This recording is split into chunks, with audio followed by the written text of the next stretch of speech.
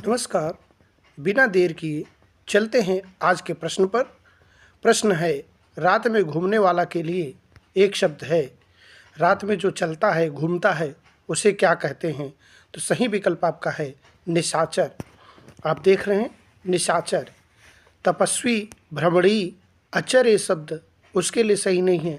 निशाचर, निशा में चलने वाला निशाचर, या रात में घूमने वाला निशाचर। इस तरह से आपका सी विकल्प यहाँ सही हो रहा है। अगले प्रश्न पर चलते हैं। मुद्रा का अनेकार्थी शब्द है रूप, भाग, पर्वत, गोद। यहाँ पर आप देख पा रहे हैं 4 विकल्प दिए गए हैं। इन 4 विकल्प में आपका जो एक विकल्प सही है, उस सही विकल्प को ढूंढना है।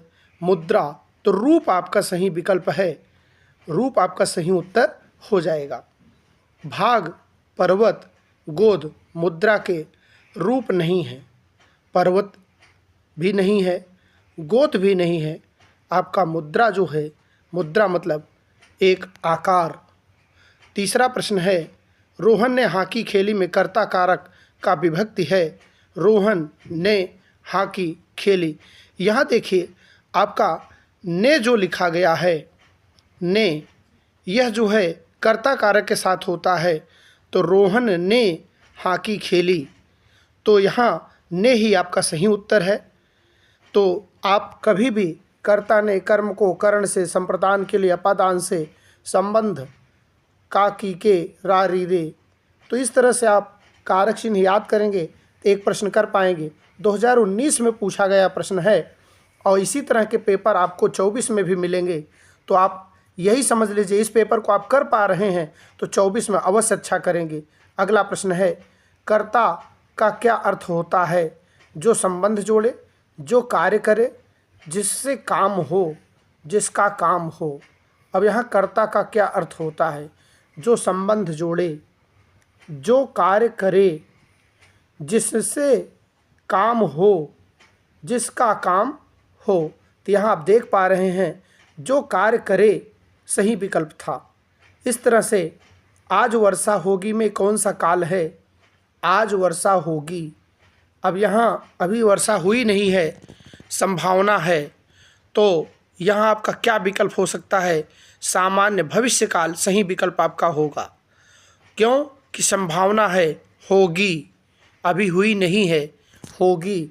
हो भी सकती है और नहीं भी हो सकती है। तो यहाँ जब संभावना होती है तो सामान्य भविष्यकाल कहा जाता है। आने वाले समय के लिए भविष्यकाल होता है। तो काल से भी आपको प्रश्न मिलेंगे पेपर में। यहाँ भी आप देख रहे हैं काल से प्रश्न आया है। यह 2019 में पूछा गया पेपर है हिंदी का। इसी आधार पे नया पेपर 2024 का भी आएगा। तो आप इन सभी को आसानी से कर ले रहे हैं तो इस बार भी अच्छा पेपर कर पाएंगे। तो इस तरह से यहाँ सामान्य वर्तमान काल तो नहीं था, सामान्य वर्तमान काल संभाव्य नहीं था, सामान्य भविष्य काल यहाँ आपका सही विकल्प था।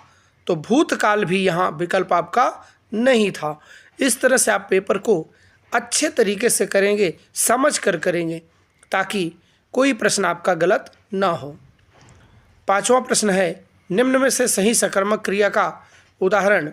अब सही सकर्मक क्रिया का उदाहरण है, कशिश हंस रही है, चिड़िया उड़ रही है, सूरज उग रहा है, सीता बीड़ा बजा रही है।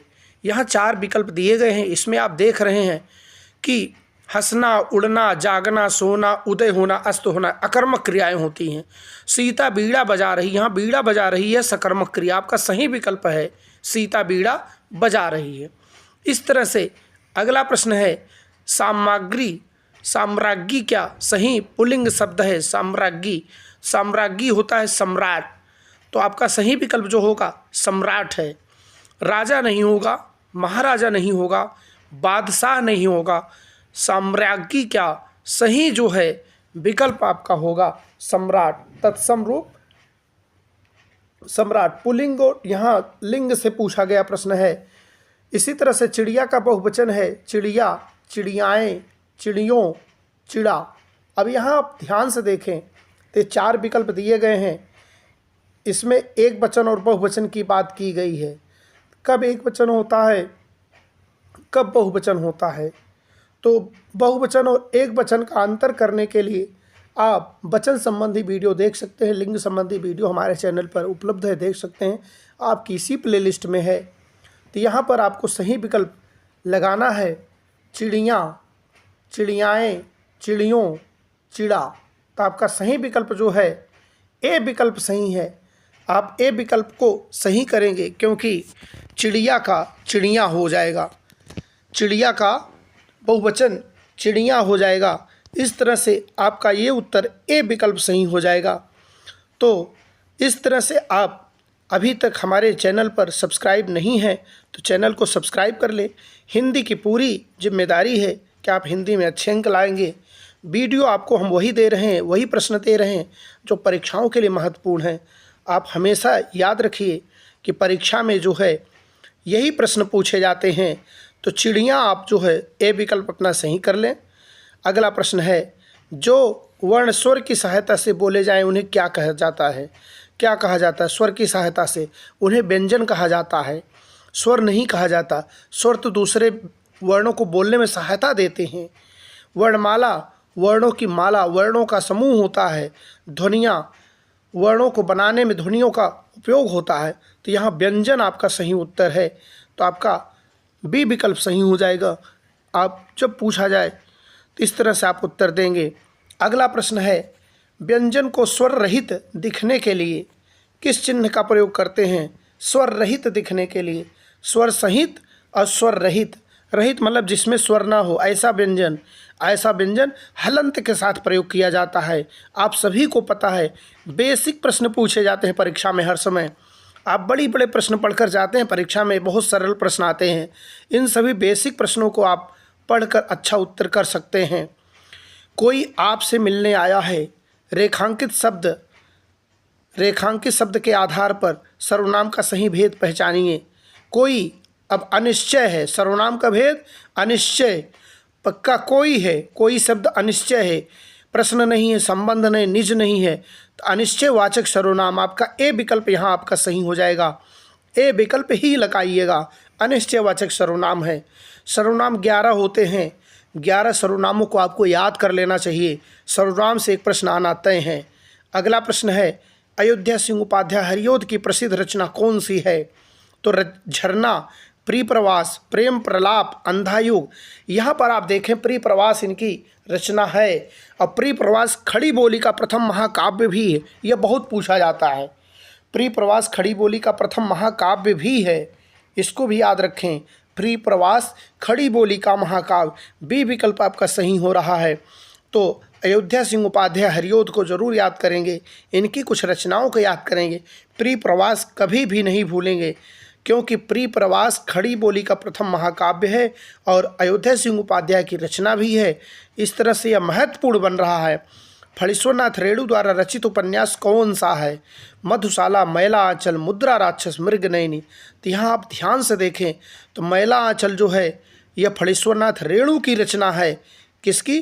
फणीश्वरनाथ रेणु की। यह आंचलिक उपन्यास है, क्षेत्र विशेष पर लिखा गया उपन्यास है। आंचलिक उपन्यास फणीश्वरनाथ रेणु का आंचलिक उपन्यास मैला आंचल। मधुशाला हरिवंश राय बच्चन की रचना है। मुद्रा राक्षस विशाख दत्त की है। इस तरह से मृगनयनी जयशंकर प्रसाद। इस तरह से आप देखें तो यहाँ पर मैला आंचल जो है फणीश्वरनाथ रेणु की रचना है, उपन्यास के रूप में लिखा है। यह आंचलिक उपन्यास है, आंचलिक उपन्यास के रूप में विख्यात उपन्यास है। इस तरह से आप ऐसे प्रश्नों को करते रहेंगे तो कभी भी आप कम नंबर नहीं लाएंगे, अच्छे नंबर लाएंगे।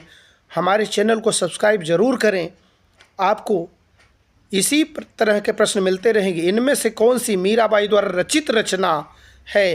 राग गोविंद, गीत गोविंद, राग सोरठा, इनमें से कोई नहीं। तो यहाँ जो है गीत गोविंद यहाँ पूछा गया नहीं है, तो गीत गोविंद मीराबाई की रचना नहीं है। राग गोविंद है, राग सोरठा मीराबाई की रचना है। गीत गोविंद मीराबाई की रचना नहीं है। इनमें से कोई नहीं, लिखने को कोई ज़रूरत नहीं है। यहाँ विकल्प दिया गया है कि कौन सी रचना नहीं है, तो गीत गोविंद मीराबाई की रचना नहीं है। मीराबाई कृष्ण भक्त कवि हैं। माखनलाल चतुर्वेदी को किस रचना के लिए साहित्य अकादमी पुरस्कार दिया गया था?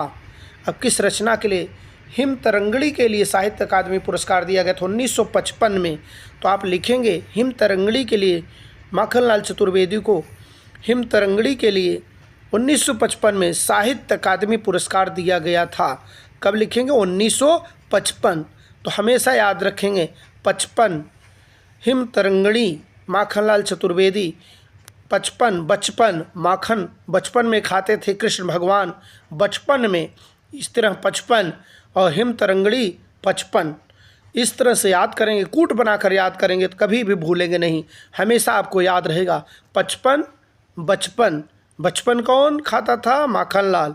अगला प्रश्न जो आपके सामने है